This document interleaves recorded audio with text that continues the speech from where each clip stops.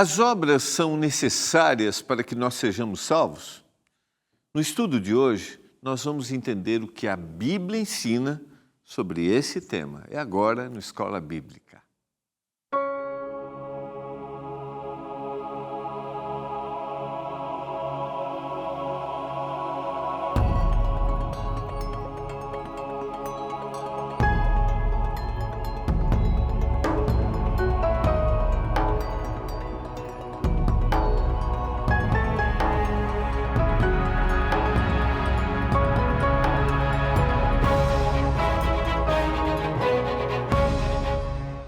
Olá, tudo bem com você? Que alegria! Estamos juntos em mais um programa Escola Bíblica aqui pela TV Novo Tempo, o canal da Esperança. Se você está passando aqui pela primeira vez, nesse programa a gente tem a oportunidade de estudarmos a Bíblia. Isso mesmo. Você lê a Bíblia normalmente, você compreende o que você está lendo, é claro para você os textos bíblicos. Quero dizer para você que nós estamos juntos para crescermos no conhecimento. E a TV Novo Tempo tem um departamento, chama-se Escola Bíblica, onde nós produzimos as nossas revistas Esperança, com o objetivo de disponibilizarmos para os nossos telespectadores revistas que ajudem na compreensão do texto bíblico. Então, quero motivar você a estudar a Bíblia junto comigo. Se você lê normalmente, vamos aprofundar, vamos tirar do texto que às vezes a gente não tira, ou a gente não para pensar. Né? Porque às vezes a gente vai ouvindo as mesmas histórias e parece que a gente tem respostas prontas, mas a gente tem que ler a Bíblia como se a gente estivesse lendo pela primeira vez para ser impressionado pelo poder da palavra. Porque a Bíblia é um livro sobrenatural, um livro que foi escrito de forma sobrenatural. O Espírito Santo inspirou e o mesmo Espírito nos dá compreensão hoje, tá bom? Olha, nós estamos no mês de maio e esse é um mês especial para a gente aqui na Novo Tempo, porque neste ano os Anjos da Esperança estão completando 18 anos. Isso mesmo, 18 anos transformando vidas. Os Anjos da Esperança são os nossos doadores mensais, aqueles que têm feito a sua doação para que mais pessoas conheçam a mensagem da Palavra de Deus. Eu quero mandar hoje um abraço especial para um anjo da esperança, seu José Dias, ele que é da cidade de Sarandi, no estado do Rio Grande do Sul. Estado que tem passado por momentos de tanta dificuldade. Um abraço para o seu José Dias, ele que é pai da Jéssica, é sogro do Pedro, eles que moram, né? O genro e a filha moram aí no estado do Espírito Santo. Um abraço, seu José Dias. Eu conheci sua filha e o seu genro lá no Espírito Santo. Eles falaram: pastor, meu pai mora no Rio Grande do Sul, meu pai é um anjo da esperança. Que Deus continue abençoando muito seu José Dias. O senhor que tem tomado decisões ao lado de Jesus e tem passado por esse processo de transformação. Que Deus o abençoe muito. Você deseja que mais pessoas conheçam a mensagem da palavra? Você deseja que mais pessoas recebam também as nossas revistas? Eu quero te convidar a fazer a sua doação neste mês especial, porque a gente quer produzir uma nova revista, que é a revista Mente Feliz. Por isso, faça a sua doação através da nossa chave Pix. Agora, vamos lá, a nossa chave Pix é anjos@novotempo.com. anjos@novotempo.com, que é o nosso e-mail. Faça a sua doação e também mande o seu comprovante que você fez a sua doação para o WhatsApp do programa. Está aqui, ó.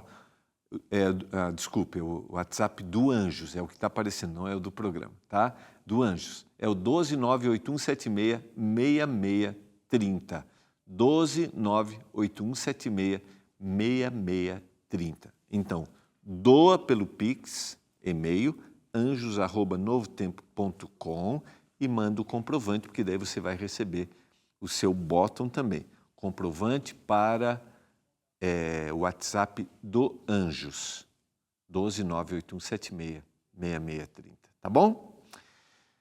Vamos orar e vamos continuar o tema que nós começamos ontem, o belo tema da justificação pela fé, ou seja, o pagamento que o Senhor fez e a gente tem que agarrar isso pela fé.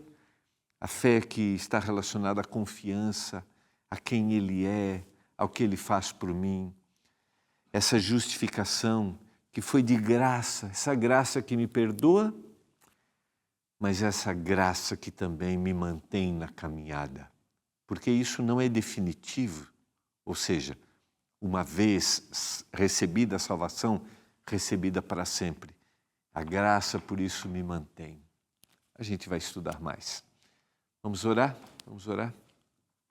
Pai do céu, estamos juntos mais uma vez para estudarmos a Tua palavra. Nos dê entendimento, nos dê compreensão. Que o Espírito Santo, que inspirou o autor bíblico, nos inspire agora. Eu clamo por isso, meu Deus. Eu suplico. Se alguém tem dúvidas, se alguém tem preocupações em entender esse assunto, talvez não fique tão claro, eu suplico, meu Deus, por favor, que o Espírito Santo dê entendimento. Eu faço isso, eu clamo por isso, em nome de Jesus. Amém. Vamos lá? Quero convidar você a, junto comigo, abrirmos a Bíblia mais uma vez para que a gente entenda. Vamos continuar o nosso estudo do tema número 5, que é a justificação pela fé. Ontem nós trabalhamos um pouquinho esse tema da justificação. Eu expliquei que esse é um tema, a palavra originalmente está relacionada a uma ideia legal, jurídica, como se o indivíduo fosse condenado e agora ele está justificado, ou seja, alguém libertou ele desta condenação. Pela fé, eu sou justificado, eu sou liberto dessa condenação que o pecado trouxe, porque eu nasço também em natureza pecaminosa, mas eu sou liberto porque eu me agarro pela fé naquilo que Jesus Cristo, porque eu fui justificado através do sacrifício de Jesus Cristo. Mas qual é o meu papel, então? Eu tenho que receber, eu tenho que me agarrar, eu tenho que, pela fé, acreditar nisso que aconteceu, para que aí haja um processo de mudança na minha vida.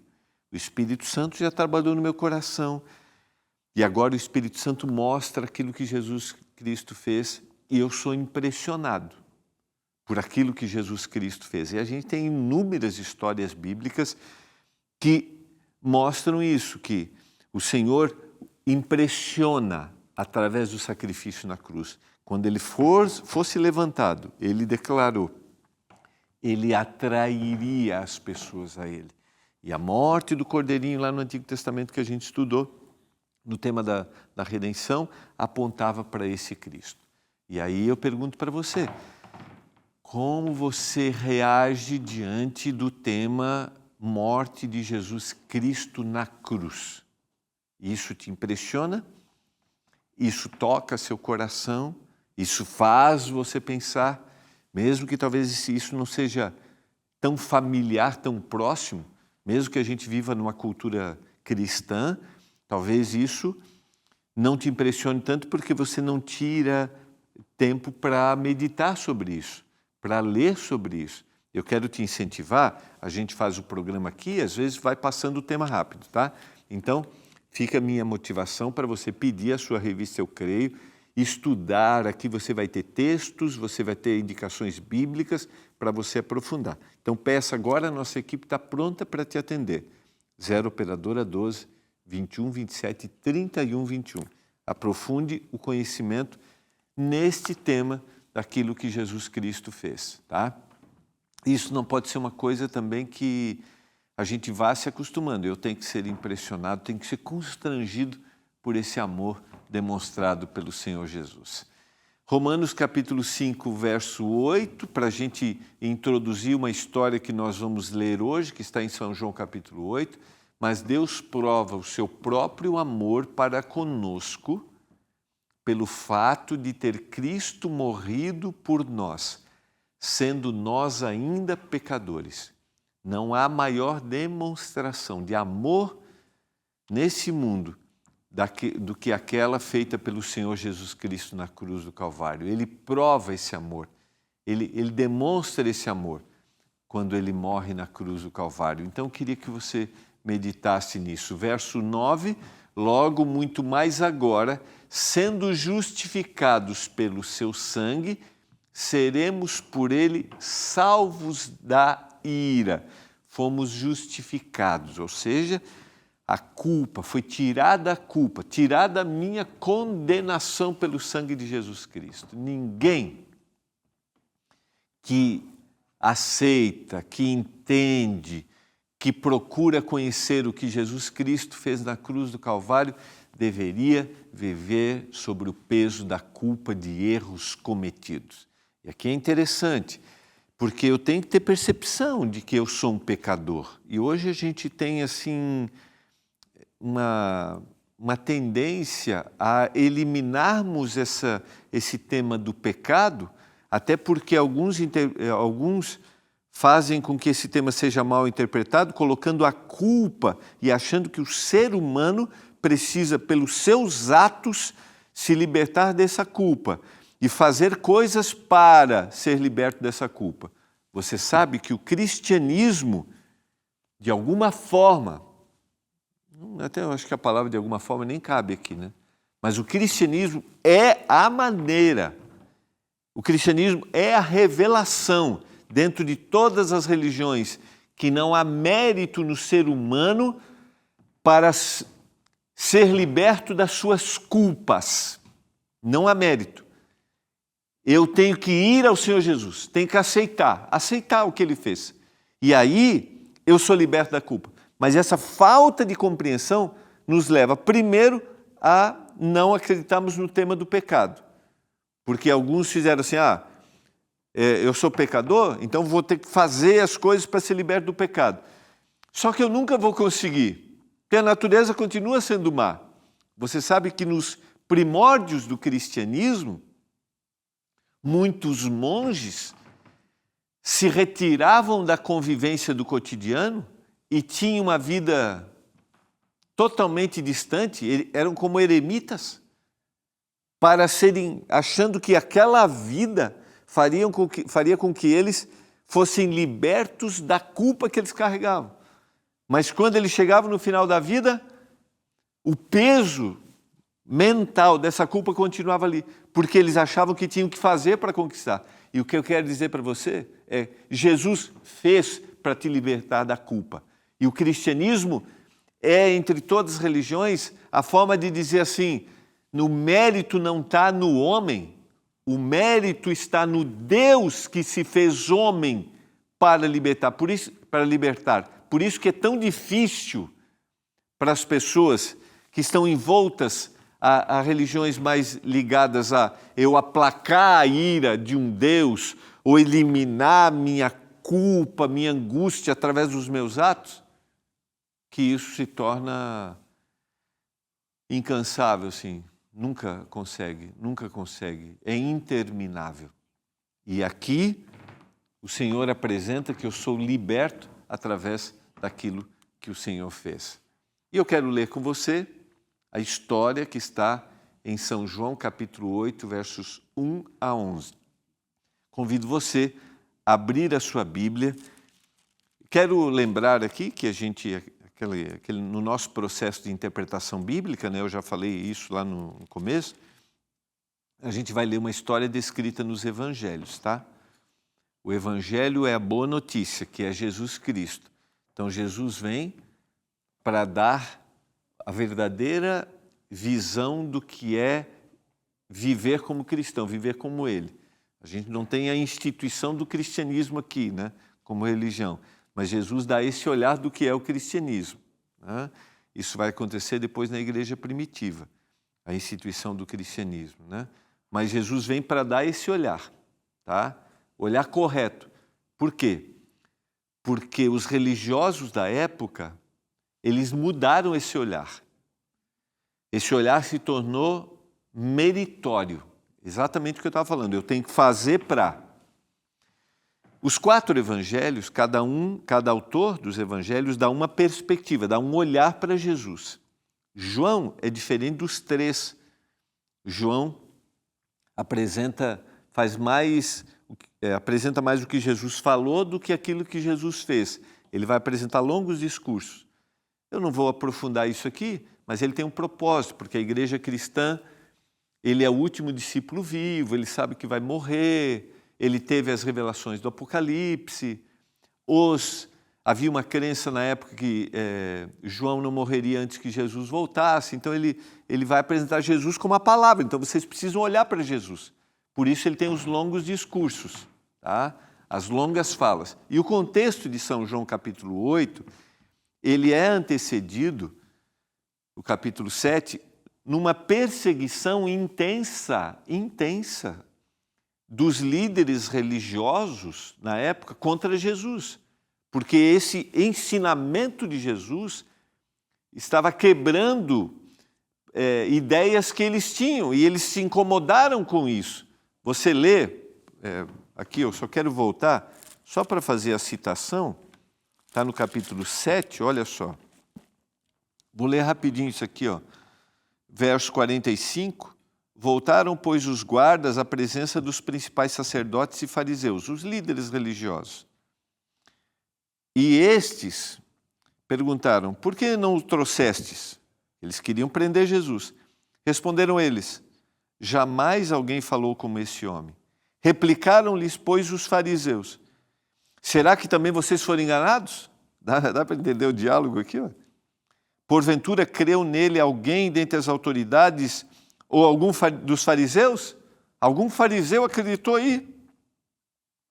Quanto a esta plebe, que nada sabe da lei, é maldita. Sabe, isso aqui é tremendo, assim. O indivíduo que conhece, ele subestima, né? O indivíduo que conhece, diz assim, que está numa elite religiosa, subestima aquele que não está na elite. Isso aqui é...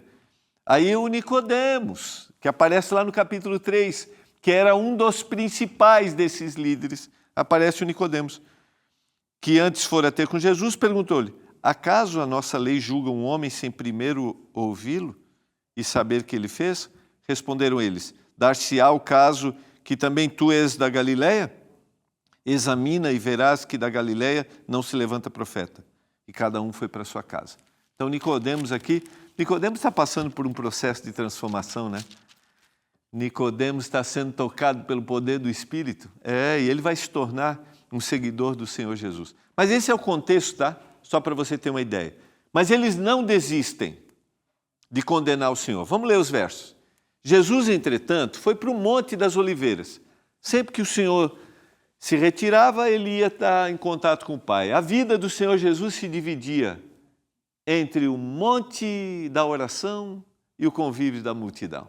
Era assim. Buscava orientação, discernimento do Senhor e convivia. É assim que a gente tem que viver. No meio das pessoas, depois de estarmos com o Senhor Jesus. E aí a gente vai transformar, a gente vai levar a mensagem. Vamos lá. Jesus, entretanto, foi para o Monte das Oliveiras, de madrugada, voltou novamente para o templo e todo o povo ia ter com ele e, assentando, os ensinava. Esse é o período da festa dos tabernáculos. A última festa judaica, a gente estudou isso, a festa que mostrava o período de peregrinação. Jesus foi para o templo, Jesus não só ia ao templo para adorar, mas ele também ia para ensinar. Os escribas e fariseus, os líderes religiosos, trouxeram à sua presença uma mulher surpreendida em adultério. E fazendo-a ficar de pé no meio de todos, disseram a Jesus, Mestre, esta mulher foi apanhada em flagrante adultério. A gente tem aqui nas entrelinhas muitas coisas para interpretar, sabe? Você vai perceber. Alguém pego em flagrante adultério, exatamente nesse contexto de perseguição? Então fica interrogações. E a gente vai ter mais interrogações na sequência. Na lei, nos mandou Moisés que tais mulheres sejam apedrejadas. Tu, pois, que dizes? Isso diziam eles, tentando para terem de que o acusar. Olha só o contexto da acusação. Mas Jesus, inclinando-se, escrevia na terra com o dedo. aqui é interessante porque se Jesus diz que eles não poderiam apedrejá-la, ele seria condenado. Se Jesus diz, seriam condenados por eles. Se Jesus diz que eles deveriam apedrejá-la, ele seria questionado pelos romanos: aonde você tem autoridade para determinar isso? E também, como ele seria visto por aqueles com quem ele comia, que ele convivia, os pecadores. É interessante porque alguns podem dizer: Jesus está sendo condescendente com o pecado? Não, o Senhor nunca é condescendente com o pecado. O Senhor só é justo. Justo. E às vezes, nós queremos agir com justiça, mas primeiro necessitamos da graça e de reconhecer também os nossos equívocos, e a gente vai ver na sequência. Então o cenário é um cenário ruim. E tem outras coisas aqui também. Por exemplo, a lei dizia que os dois que estavam em adultério, ou tinham se envolvido no adultério, deveriam ser punidos. E a lei dizia também que o marido dessa mulher deveria ir às autoridades, mostrar essas provas, deveria exigir das autoridades uma ação legal, como se entrasse com um processo para que essa ação fosse legal. E a pergunta sempre vem aonde estava o homem envolvido nesse adultério? E ele não está sendo condenado? Ninguém vai tomar uma atitude em relação a ele? Então, mais uma vez fica nas entrelinhas como uma possibilidade de vamos armar uma situação para que o Senhor seja condenado. Como é que Jesus sai dessa situação? Dentro desse contexto que a gente está entendendo de ser justificado, de ser a sua culpa, a sua condenação paga. Sequência. Como insistissem na pergunta, Jesus se levantou e lhe disse... Jesus começou a escrever, na areia, tá? Como insistissem na pergunta, Jesus levantou e lhes disse: aquele que dentre vós estiver sem pecado, seja o primeiro que lhe atire pedra. E tornando a inclinar-se, continuou a escrever no chão. Há uma outra coisa importante. Os primeiros que condenavam deveriam atirar a pedra. Deveriam ser os primeiros a atirar. Por isso que Jesus está dizendo aqui, quem estiver sem pecado, seja o primeiro que atire a pedra. E o Senhor volta a escrever no chão. A gente não sabe exatamente o que Jesus escreveu no chão. Pode ter sido a lei de Deus, mas é possível, e fica claro, e eu gosto de pensar dessa forma. Isso não é uma afirmação, tá? Mas é possível que quando Jesus diz assim, porque está dentro do contexto, que Jesus diz, quem estiver sem nenhum pecado, é possível que nessa hora, olhando para eles, Jesus estivesse escrevendo o pecado deles. Sabe por quê? Olha o que diz a sequência. Olha o que diz a sequência. Mas ouvindo eles esta resposta e acusados pela sua própria consciência, foram se retirando um por um, a começar pelos mais velhos, até os últimos, ficando só Jesus e a mulher no meio onde estava. É possível que o Senhor tenha escrito a lei e tenha dado para eles referência do que eles deveriam fazer e mostrando que eles estavam fazendo algo que era incorreto? Sim. É possível que o Senhor estivesse escrevendo ali os pecados deles e eles agora foram despertados por sua consciência e aí foram o quê? Se retirando um a um. Mas o mais belo da história vem na sequência. Erguendo-se Jesus e não vendo a ninguém mais além da mulher, perguntou-lhes: mulher, onde estão aqueles teus acusadores? Ninguém te condenou? Respondeu ela: ninguém, Senhor. Então lhe disse Jesus: nem eu tampouco te condeno. Vai e não peques mais. O que o Senhor está fazendo aqui? O Senhor está dando a oportunidade. O Senhor está dando a salvação.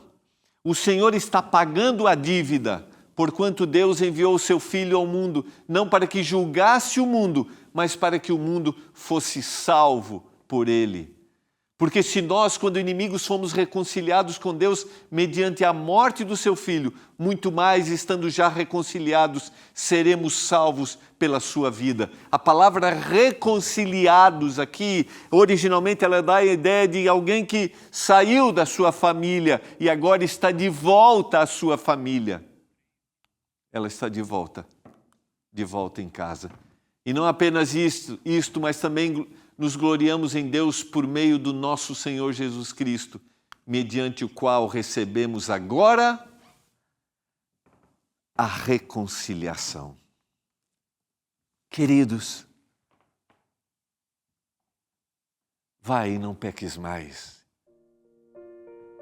Eu também não te condeno. Foram as palavras de Jesus dizendo: eu quero reconciliar você, eu quero colocar você de volta para a sua vida, para a dignidade que você merece. Eu estou falando para você nesse momento que talvez tenha cometido um erro e se acha indigno, sem valor.